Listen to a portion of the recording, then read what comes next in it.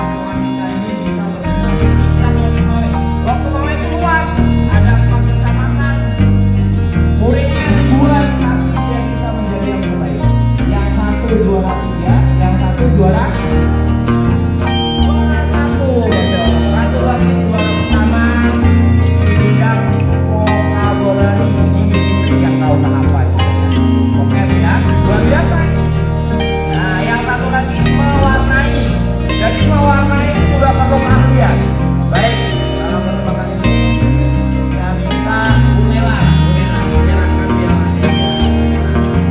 Nah, jadi kisahan tepuk tangan dulu anak teman kita.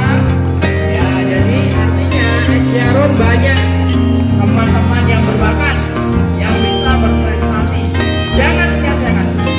Nah, itu teman-teman kita yang sebelah kanan, yang di belakang itu sepertinya belum mau berprestasi. Harus berubah ya. Jangan melanggar aturan malu kita. Nah, jadi ini juga kesempatan Nela untuk Jessica sebelah Kis.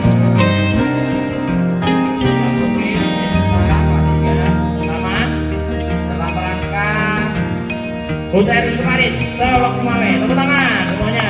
Nah, jadi kemudian yang kedua Ratu Balkis. Ya, Ratu Balkis juara juga, juara 1 vocabulary yang diselenggarakan Sekolah Cerdas. Ya, prestasi juga. Oke, tepuk tangan. Ya, selamat kepada Anda, boleh dibawa pulang pialanya. Mudah-mudahan